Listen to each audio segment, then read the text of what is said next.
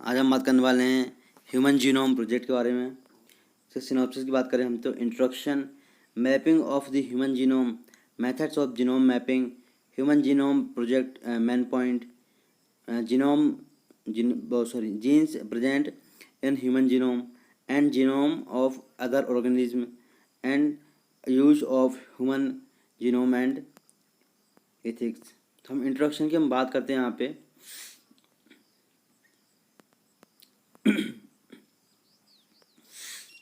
Introduction. DNA की सबसे बड़ी विशेषता उसमें पाई जाने वाली न्यूक्लियोटाइड चेन्स है, जो कि प्रत्येक जीन की अपनी विशेषता होती है। लगभग 1920 से ही वैज्ञानिक जीन की न्यूक्लियोटाइड चेन को ज्ञात करने के प्रयास में हैं, परंतु मानव जीनोम प्रोजेक्ट का प्रथम जो प्रयास है वो 1984 में हुआ तथा 1990 से इसमें कार्य प्रारंभ हुआ तथा 1997 में अमेरिका में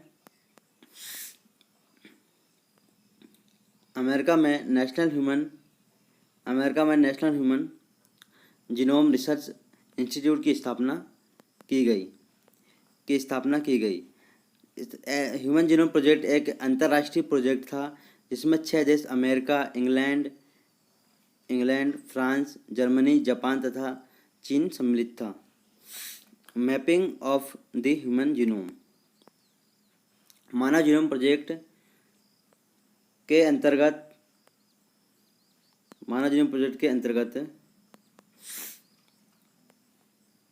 अंतर्गत जो है प्रत्येक गुणसूत्र के मैप का निर्माण करना भी सम्मिलित था। गुणसूत्र तथा जीन के मैप बनाने की विभिन्न पद्धतियां दर्शाई गई हैं। पहला है साइटोजेनेटिक मैप।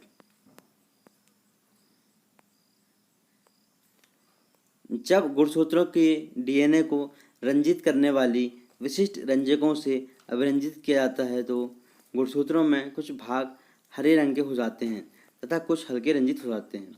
दूसरा है जीन लिंकेज मैप।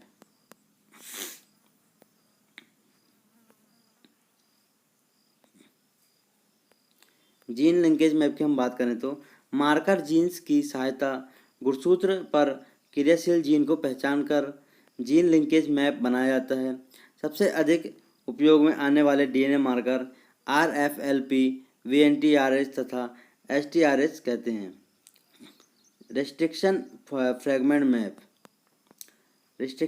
मैप की हम बात करें तो इस मैप में डीएनए के छोटे छोटे खंडों की चेन आती है।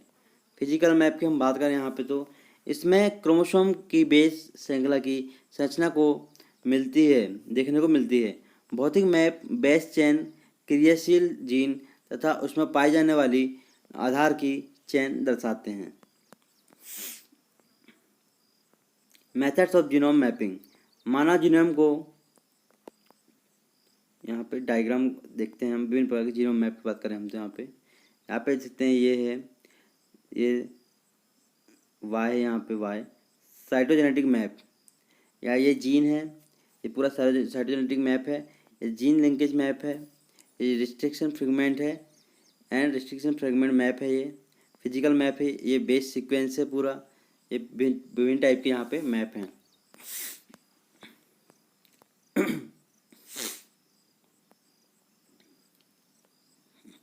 ज्ञात करने के लिए 2 वर्ग बनाए गए थे। HGSC वर्ग का प्रमुख तथा पहला काम मैप बनाना तथा उसके बाद उसके क्रम को ज्ञात करना था तथा उस वर्ग के आधार पर जो है हायरार्कियल शॉटगन सीक्वेंसिंग पद्धति का उपयोग किया गया।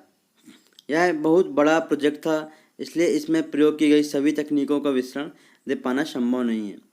इसमें प्रयोग में लाई गई कुछ पद्धतियाँ मेथड जो है इस प्रकार हैं। पहला, सर्वप्रथम डीएनए का भौतिक मैप तैयार किया गया एंड सेकेंड में फिर प्रोब्स की सहायता से RFLP, LPS, STS, SNP ज्ञात किए गए। सोमेटिक सेल हाइब्रिडाइजेशन पद्धति से जीन मार्कर तथा जीन में जो उपस्थित है स्थान को ज्ञात किया गया।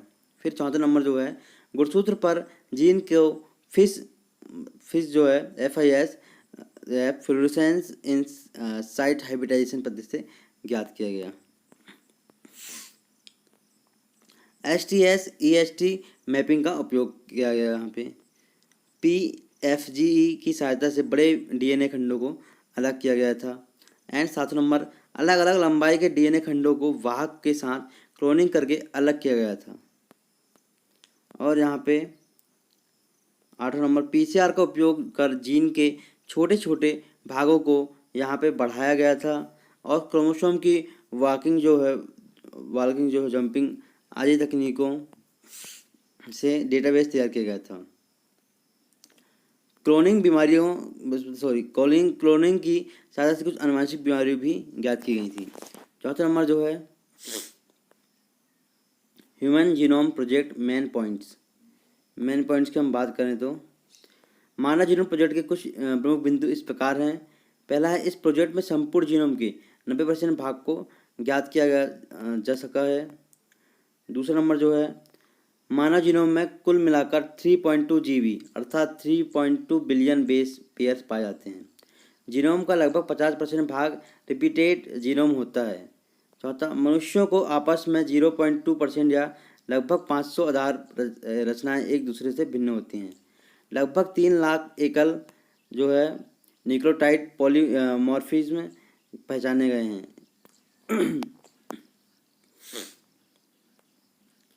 Genes present in human genome की बात करें हम तो जब तक ह्यूमन जीनोम प्रोजेक्ट का काम पूर्ण नहीं हुआ था तब तक ऐसा माना जाता था कि मानव जीनोम में 80,000 से 1 लाख जीन होने चाहिए थे।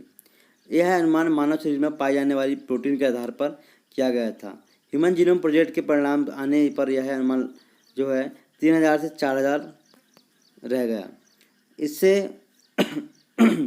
इससे पता चलता है कि mRNA के संश्लेषण के समय होने वाले परिवर्तन उसे एक से अधिक प्रोटीन संश्लेषण करने में योग्य बनाते हैं।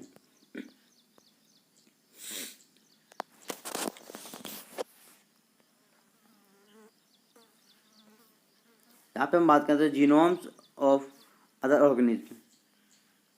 तालिका में अभी तक वैज्ञानिक शोधों के आधार पर प्राप्त अन्य जीवधारियों के जीनोम में पाए जाने वाले बेस अर्थात आधारों की संख्या बताई गई है।